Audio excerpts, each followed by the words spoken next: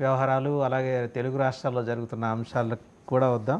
గిరిధర్ గారు బహుశా అంటే ఈ సబ్జెక్ట్ మీకు కూడా ఆసక్తి కలిగించే అంశమే. ముందర కిరణ్ తుమ్మల గారితో మొదలెడదాం. కిరణ్ తుమ్మల గారు, రెండు తెలుగు రాష్ట్రాలు అలాగే చూస్తే అంటే ప్రత్యేకించి ఆంధ్రప్రదేశ్లో జరుగుతున్న పరిణామాలు, రెండవది ఏంటంటే ఇప్పుడు ఈరోజు స్టాలిన్ గారు సమావేశం పెట్టారు.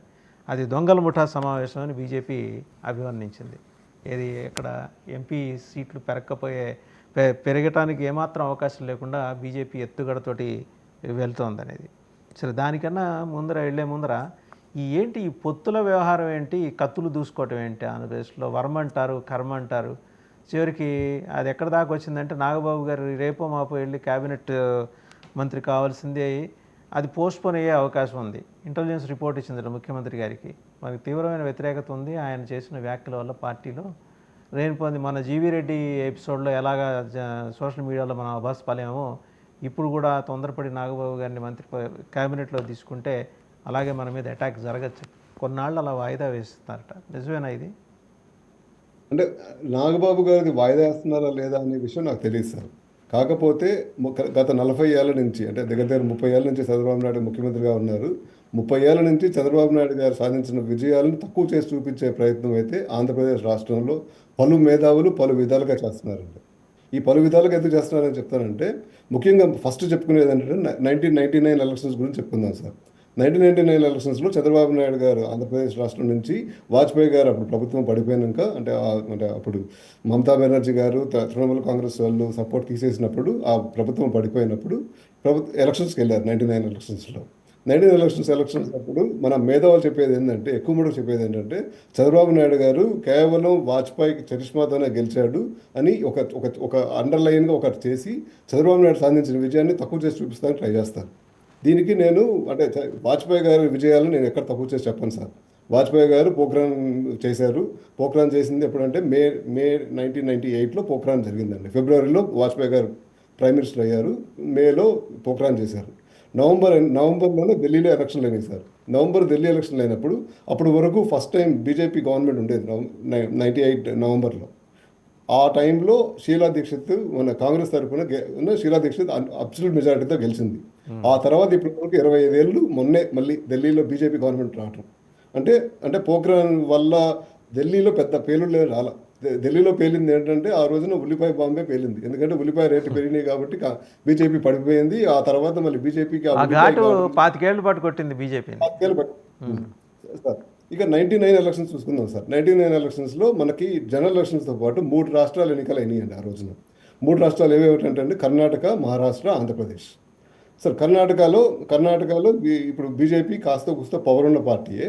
అప్పటి వరకు కర్ణాటకలో జనతా పార్టీకి అధికారంలో ఉండేది 99 ఎలక్షన్స్ టైంకి. అంటే జేహెచ్ పటేల్ గారు అప్పట్లో ముఖ్యమంత్రి. సో ముఖ్యమంత్రి మీద అవినీతి ఆరోపణలు రాని ఏదన్నా రాని వాళ్ళు, అంటే ఇప్పుడు బీజేపీ జనతాదళ పటేల్ గారు రామకృష్ణ హెగ్డే గారు కలిసి పొత్తులో చేస్తే కాంగ్రెస్ పార్టీ అబ్సల్యూట్ మెజారిటీతో 135 సీట్లతో అబ్సల్యూట్ మెజారిటీతో కర్ణాటకలో ప్రభుత్వాన్ని ఏర్పాటు చేసింది. అంటే ఇప్పుడు వాజ్పేయి గారి కరిష్మా సేమ్ ఎలక్షన్స్లో మీకు కర్ణాటకలో పనిచేయలేదు. ఇక మహారాష్ట్రకి వెళ్దాం సార్. మహారాష్ట్రలో ఆ రోజు అంటే 94 ఎలక్షన్స్లో 95 ఎలక్షన్స్లో మనోహర్ జోషి గారు ముఖ్యమంత్రి అయ్యారు శివసేన తరఫున.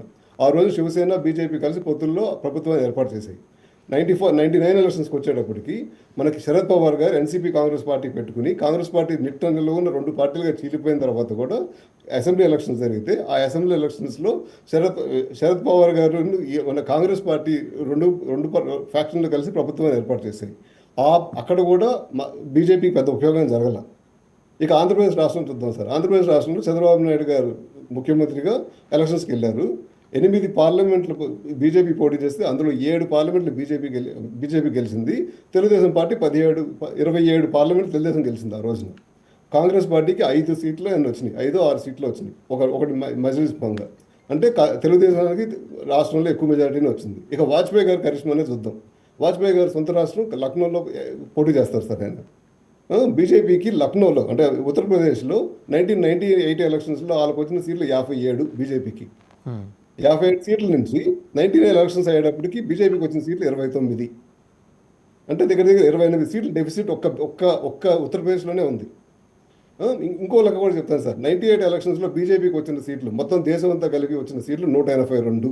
1999 ఎలక్షన్స్లో కూడా బీజేపీకి వచ్చిన సీట్లు 182. అంటే బీజేపీకి సీట్లు పెరగల మొత్తంగా. ఇంకా ఆంధ్రప్రదేశ్ నుంచి ఇంకా 3 సీట్లు పెరిగినాయి. ఇక మహారాష్ట్రలో ఈ 2 కాంగ్రెస్ పార్టీలు డివైడ్ అయినందువల్ల మహారాష్ట్రలో కొన్ని సీట్లు పెరిగినాయి. అంటే నేను మీకు చెప్పేది ఏంటంటే, వాజ్పేయి గారి వల్ల చంద్రబాబు నాయుడు ఉపయోగపడ్డా, చంద్రబాబు నాయుడు వల్ల 27 సీట్ల వల్ల ఆ రెండిట్లో ఏది జరిగిందో ఏమో కానీ మొత్తానికి చంద్రబాబు గారితో కలిసి జర్నీ చేసినందువల్ల బీజేపీ మాత్రం తన రంగు రుచి వాసన కోల్పోయింది ఆంధ్రప్రదేశ్లో అనేది అందరికీ తెలిసిన విషయమే. ఈ రోజుకి అదే ఇంపాక్ట్, ఈ రోజుకి అదే భావన ఉంది. సార్ లేదు సార్. అంటే బీజేపీకి అంత ముందు రంగు లేదు, తర్వాత రంగు లేదు. ఎప్పుడు రంగు రుచి ఏవి బీజేపీకి ముఖ్యంగా ఇప్పుడున్న ఈ ఆంధ్రప్రదేశ్ జిల్లాల్లో అయితే లేదు సార్. తెలంగాణ జిల్లాల్లో కూడా మెదక్లో కొంత పవర్ ఉంది. హైదరాబాద్లో కూడా తెలుగుదేశంతో పొత్తున్నప్పుడల్లా వాళ్ళ ఎమ్మెల్యేలు గెలిచారు, పొత్తు లేనప్పుడల్లా ఎమ్మెల్యేలు ఓడిపోయారు. మీరు కావాలంటే మీరు దగ్గర అంటే వాళ్ళ జనసంఘ అవన్నీ నిజమై ఉండొచ్చు టెక్నికల్గా, మీరు కరెక్టే. కానీ బీజేపీకి వేరే రాష్ట్రాల్లో ఉన్న ఫ్లేవర్ ఆంధ్రప్రదేశ్లో లేదు. ఈ రోజుకి ఆ ఫ్రాగ్రెన్స్ లేదు బీజేపీకి ఆంధ్రప్రదేశ్లో. తెలుగుదేశంతో కలిసి 30 ఏళ్ళ పైబడి జర్నీ చేసిన కారణం మధ్యలో కొన్ని ఆటుపోట్లు అటు ఇటు వదిలేస్తే బీజేపీకి ఆ ఫ్లేవర్ ఏం లేదు.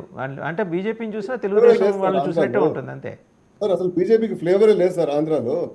ఎప్పటికీ ఫ్లేవర్ లేదు సార్ ఆంధ్రాలో. బీజేపీకి ఫ్లేవర్ ఉంది అని అనుకోవటం అంటే, ఇప్పుడు 3 పార్టీల సిస్టమ్ అనేది తెలుగువాడికి ఎప్పుడూ లేదు సార్. తెలుగువాడు ఎప్పుడు 2 పార్టీల సిస్టమ్తోనే ఉన్నాడు, పొత్తులతోనే ఉన్నారు. ఐదర్ నువ్వు అటుపో లేకపోతే ఇప్పుడు ఉదాహరణకి అండి, మీరు చెప్పిన తర్వాత మనకు ఆరోగ్య శాఖ మంత్రిగా చేశారు కామినేని శ్రీనివాస్ గారు. పేరుకి బీజేపీయే, కానీ పొద్దున్న లేస్తే ఆయన టీడీఎల్పీలో కనిపించేవారు.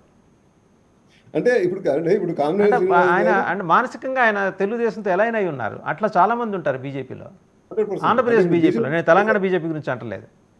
అంటే ఇప్పుడు తెలంగాణ బీజేపీలో కూడా సార్, తెలంగాణ బీజేపీలో చూసుకున్నా కూడా ఇవాళ రోజున హైదరాబాద్ నుంచి ఎమ్మెల్యే గెలిచిన ఇద్దరు ఒకప్పుడు టీడీపీలో ఉన్న వాళ్ళే, తర్వాత కాంగ్రెస్లోకి ఉన్న వాళ్ళే. అది కూడా కాంగ్రెస్ నుంచి మరి బీజేపీలో వచ్చిన వాళ్ళే. బీజేపీ సొంతంగా నాకు తెలిసి దగ్గర 1983 నుంచి నేను రాజకీయాలు ఫాలో అవుతాను సార్. 30 వరకు వెంకయ్య నాయుడు గారు, కిషన్ రెడ్డి గారు, ఇంద్రసేనారెడ్డి గారు, ఇట్లా లక్ష్మణ్ గారు, ఇట్లా దగ్గర 8-9 మంది ఉంటారు సార్. ఆ 9 మంది కూడా పొత్తున్నప్పుడు గెలిచారు, పొత్తు లేనప్పుడు ఓడిపోయారు. ఇప్పుడు బండారు దత్తాత్రేయ ఉండేవాళ్ళు సార్. అంటే ఇప్పుడు వాజ్పేయి గారి మీద సింపతితో 98 ఎలక్షన్స్లో ఒకటేసారి ఒక 4 ఎంపీ సీట్లు గెలిచిన మాట నిజం. నర్సాపురం సీటు కానీ, రాజమండ్రి సీటు కానీ, ఇట్లా 4 సీట్లు గెలిచిన మాట నిజం. ఆ రోజున ఎవరికి పేరు తెలియని వాళ్ళు కూడా గెలిచారు ఆ రోజున, నేను ఒప్పుకుంటాను. అంటే దేశం దాని మీద గెలిచారు. కానీ అసెంబ్లీ ఎన్నికలకు వచ్చేటప్పటికి ఈవెన్ మీరు 99 ఎలక్షన్స్ చూసుకున్నా కూడా సార్, 24 సీట్లు పోటీ చేస్తే 12 సీట్లే బీజేపీ గెలిచింది. అదే తెలుగుదేశం పార్టీ మిగిలిన సీట్లు పోటీ చేసి 191 సీట్లు గెలిచింది. దగ్గర 63% స్ట్రైక్ రేట్ ఆ రోజున సార్. అంటే ఇప్పుడు గెలిచినప్పుడు చంద్రబాబు నాయుడు గారు తక్కువ చేసి చూపించడానికి, అది కూడా మన రాష్ట్రంలో తక్కువ చేసి చూపించడానికి 99 ఎలక్షన్స్లో పొత్తు అని చెప్తారు తప్ప, 99 ఎలక్షన్స్లో చంద్రబాబు నాయుడు డ్రైవింగ్ సీట్లో ఉన్నాడు సార్. ఆ రోజున అంటే ఇప్పుడు ఇవాళ రోజున దేశంలో అందరూ చంద్రబాబు నాయుడు గారు మొబైల్ కనుక్కున్నారా, చంద్రబాబు నాయుడు ఇంటర్నెట్ కనుక్కున్నారా అంటారు. కానీ ఆ రోజున జాతీయ స్థాయిలో టెలికాం డిపార్ట్మెంట్లో పాలసీలు తయారు చేసినప్పుడు ఆ పాలసీలకు చైర్మన్గా పనిచేసింది చంద్రబాబు నాయుడు. జస్వంత్ సింగ్తో పాటు చంద్రబాబు నాయుడు గారు పాలసీ చైర్మన్గా పనిచేశాడు. చైర్మన్గా పనిచేసినప్పుడు ఈ ఓపెన్ చేసుకోవచ్చు, ఇవి ఓపెన్ చేసుకోకూడదు, ఈ డిపార్ట్మెంట్లో ఓపెన్ చేసుకోవచ్చు, ఈ డిపార్ట్మెంట్లో మనకి ఇంత పెట్టుబడులు వస్తాయి. అప్పటి వరకు సార్ 95-96 వరకు మనకి టెలిఫోన్ రావాలంటే దగ్గర 2 ఏళ్ళు 3 ఏళ్ళు వెయిట్ చేయాలి సార్. 6 నెలలు 7 నెలలు వెయిట్ చేయాల్సిన పరిస్థితి. మొబైల్ ఫోన్స్ ఓపెన్ చేసినప్పుడు మొబైల్ ఫోన్స్ మన దేశంలో ఓపెన్ చేసుకోవచ్చు అని చెప్పిన ఆ డిపార్ట్మెంట్ చైర్మన్గా పనిచేసింది చంద్రబాబు నాయుడు గారు. అంటే మనం తక్కువ చేసి చూపిస్తాం సార్. ఇక దానికి కంటిన్యూషన్గా ఒకసారి అంటే మిగిలిన కూడా నేను క్వశ్చన్లు అడగమన్నాను సార్. రైట్, ఒకసారి చంద్ర శ్రీనివాస్ గారి దగ్గరికి వెళ్ళాం. చంద్ర శ్రీనివాస్ గారు, మీ అభిప్రాయం ఏంటి సార్? అంటే బీజేపీకి ఎప్పుడైనా అసలు ఆంధ్రప్రదేశ్లో అంటే తెలుగుదేశంతో ఎలైన్ కాకముందు ఐ థింక్ జనసంఘ్ పేరుతోటి ఉండేదేమో, దాని గురించి ఆ సీనియర్లు చెప్పగలరు. అసలు ఆ ఫ్లేవర్ అయితే లేదు కదా బీజేపీకి. తెలుగుదేశం పార్టీతో పొత్తు పెట్టుకునే ముందు అంటే వాజ్పేయి టైంలో కొంత వాళ్ళు నీకు ఎస్టాబ్లిష్ చేసి